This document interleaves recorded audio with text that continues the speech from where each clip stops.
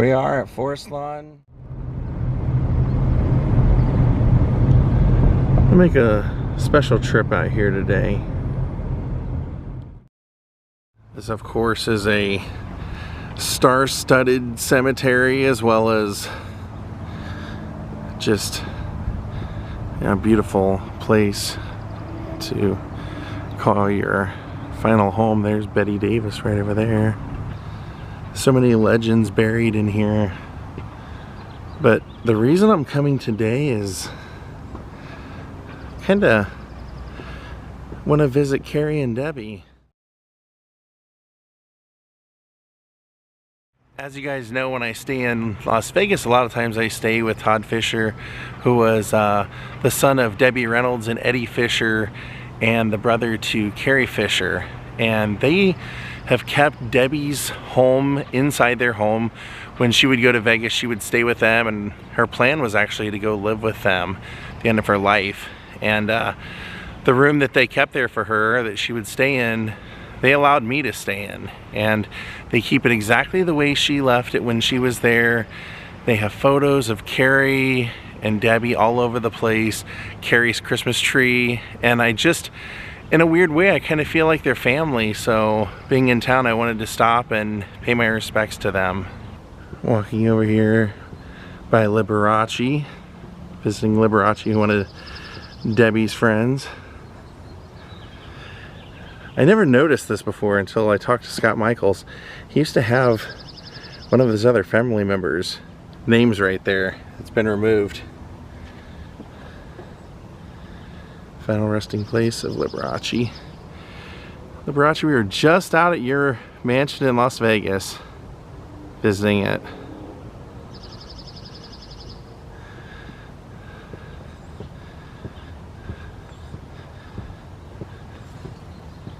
And as we work our way over here,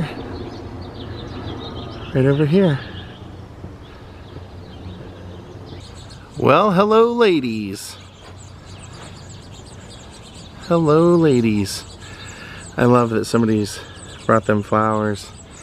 I don't generally, because I know that they remove them pretty often, so I never know when I show up to a cemetery what day that removal will be. So final resting place of Debbie Reynolds, Carrie Fisher.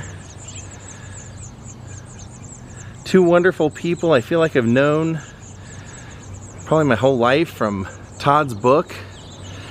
And of course, like I said, just hanging out with Todd. You know, what I love about them is that they keep their memory alive without, you know, without not moving on in their life. Some people have a hard time having anything going on in their life outside of, you know, if they had a famous family. And like I said, Todd and Kat, they do a great job of, you know, Debbie collected a lot of great Hollywood memorabilia, and they have it on display in their home. When they have guests, when they have friends, people are welcome to come look at it, many cases touch it, photograph it. And the same with Carrie. They have all kinds of wonderful photos of Carrie all over the house, her memorabilia, and it's great to hear the stories about these wonderful two ladies. You know, I wanted to come out here especially because, you know, congratulations, Carrie. You got a star on the Walk of Fame. On May the 4th, they honored you with a star on the Walk of Fame. And I know Debbie has one, so I know what a big deal it was to the family to have something like that. I mean, you know, one of the things that I love about hearing Todd's stories is that he reminds me that there was a time where the celebrities, you know, if you met a fan, it was like family. And they always kept it like that. Being a celebrity was an honor, and it was a privilege, and it was a big deal. And Debbie, you know, Debbie lived that. So knowing that Carrie now has a star there and is honored for, you know, I wish, you know, I know they did it on May 4th, and, you know, no question, even going to Las Vegas, going to back to the 80s cafe, you're reminded that Carrie is an icon of Star Wars and an icon of the 80s. But I think people forget what a great writer she was. And I mean, I remember one day being there talking to Todd, and I said, hey, I was watching My Girl recently, and I noticed that Carrie's listed in there. What did she do with the script and everything? And he said, who's in that movie? I said, Dan Aykroyd, Jamie Lee Curtis. He said, oh, okay, that's why. He said, there are a few of Carrie's friends who are actresses that would always want Carrie to write their dialogue for him, and Jamie Lee was one of them. So he said, so that's why she would have written Jamie Lee's dialogue for that. And those are things I didn't know. I didn't know that about Carrie. You know, she was much more than just Princess Leia. She was an interesting person. You know, one of the things that came to light this past trip was my friend Scott Michaels knew Carrie as well, and he was bringing up to Kat, he said, you know, one of the things I always thought was interesting about Carrie was that Carrie was someone who loved to like put people together. Like, she would meet people and say, oh, you have to meet this person, and she would put them together, and she'd say, you have to have lunch with this person, and would put them together. And I, you know, honestly, I feel like Todd's that same way. Todd, you know, has opened so many doors for me, places that I was interested in vlogging, or people that wouldn't really give me the time of day. Todd would call them and say, hey, you know, I've let this guy into my house and film my mother's bathroom. You know, we support what he's doing. You should meet him. What he does will benefit you. And, you know, and I just, to me, I think that's just an amazing family to come from. And to know, you know, it was just so sad. Carrie, the way that Carrie passed away was that she was promoting her book and basically went unconscious on the plane, and then went to the hospital. And, you know, unfortunately they had to tell Debbie about this. Debbie and Carrie were, you know, like that. I mean, it was at times, if you look at some of Carrie's writing, it was tumultuous, because you have to remember Debbie was a superstar, and Carrie was, you know, she was her own person as a young woman, and it was hard for her to not be seen as Debbie Reynolds' daughter and to kind of find her way early on. So when you see some of the things she would write, you would see that they would sometimes have personality clashes, but really they were best friends. They lived right beside each other. Carrie lived at the top of the hill in Edith Head's old house, which was a historic house. In fact, I think, you know, little Betty Davis reference, I think Betty Davis lived there before Edith Head. We passed her grave on the way up here. And when the house below her that had the same driveway went up for sale, she called Debbie and said, Mom, the person down there died. You got to call and buy the house. And so Debbie did. And so they, you know, they could literally walk to each other's place all the time. And, you know, from what I understand from Todd and Kat, once sadly Carrie had passed on, you know, Todd told us this interesting story about how, you know, Carrie wanted to be cremated, and so he had to find something that someone larger than life like Carrie, you know, could be cremated and put into. You can't just put her in an urn. That wouldn't, you know, Carrie's life was too large for that. Like her personality was too large for that. So he had noticed that she had this oversized pill, like I think it was a Prozac pill, and it was something that she had had for a long time, and Todd just kind of got a smile and decided to cut that open and put Carrie's ashes in there. And then I didn't know this, you know, of course, right after Carrie passed, Debbie pretty much like willed herself to die, as Todd told me. He said, you know, Carrie passed on December 27th, 2016, and he told me that they took Debbie home, and she looked at him and said, I want to go join Carrie. The very next day, she passed away and went to join Carrie. So Debbie did not want to be cremated, as I understand, so they I guess there's like a somewhat, I hate to say this, but like an elevator type system that takes the caskets down, and so Carrie's ashes are in with Debbie, and they're you know, of course, down below. But together forever. I mean, as it should be. To me personally, one thing you know, Todd Fisher never, ever goes in any way to get any kind of credit.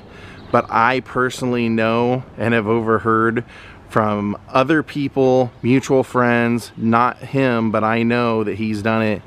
Anytime there's anything that comes up where someone wants to honor Debbie or Carrie, if there's money involved, like getting a star on the Walk of Fame or something like that, where they never hesitate. Like even this, when they passed away, that money was no object when it came to giving them a proper burial.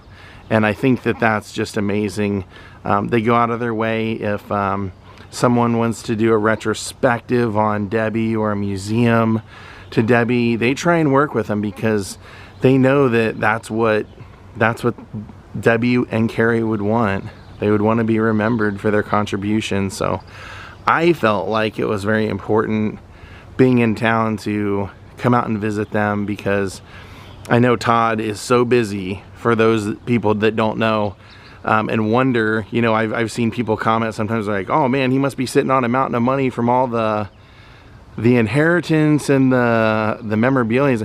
No, Todd, since he was in high school, has been recording people, like going and, you know, I know one of the last times I was visiting, I mean, he was doing like a 19 camera shoot for a boxing event, and then a week later was filming a women's concert that they were both going to be airing on television and releasing as an album. So he's a super busy guy, but he never hesitates to, when I'm around, if I ever have a question, if I ever see anything sitting around or a photo album and I'm curious about something about Carrie or Debbie, he is an open book as far as that, because I think he loves the fact that I care and that I want to share these stories with you and make people remember how freaking awesome Debbie Reynolds and Carrie Fisher were. Because I mean, it's so much more.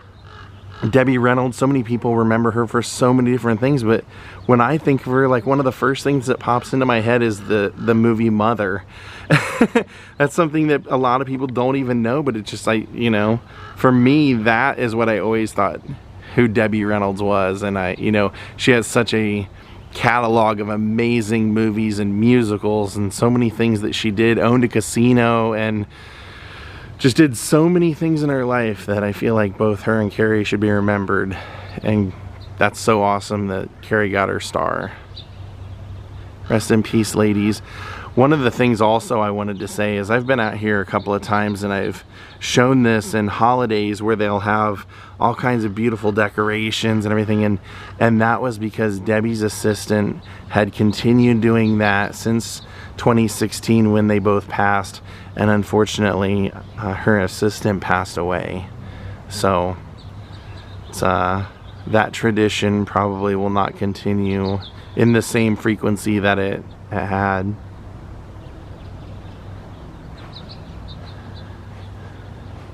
These women did not have it easy. I know we highlight a lot of people that had struggles in their life.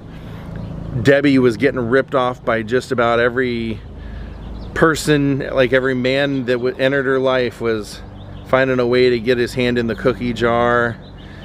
Carrie just dealing with, as she would describe it, her two personalities that could show themselves. And you know, it was crazy. I was in a museum one time and I looked at this woman's lapel, and she worked there. She was actually the one selling the tickets, and I noticed she had a Carrie Fisher pin on there, and I said, that's so cool. Can I ask you, like, are you just a big, like, Star Wars fan? She said, no, well, I struggle with depression and mental illness, and I wear it because Carrie was so open about it. It kind of like gave me the strength to do that too. So I always wear that to remind me to, like, just be myself. I thought that was so cool. I mean, I just thought that was such a amazing thing to to give to someone, you know, without even knowing it, by you letting people know the struggles that you lived with. It's a reminder to them to continue to live with the struggles they have. So rest in peace, ladies. So glad I got to come out and visit you today. And I'm very thankful that your brother has kind of welcomed me into the friendship and family, and I just get to learn so much about two people that I never got to meet. One of my favorite things about staying in Debbie's Casita in Las Vegas is that the entire room is completely surrounded in family photographs, and photographs, not photographs of Debbie at movie premieres or with famous celebrities. All photos of family, friends, some famous, but all people that were real and part of her life, people that she loved. Constantly he was surrounded by them. It's definitely something to keep in mind. Thank you all for watching. We'll see you next time. Goodbye.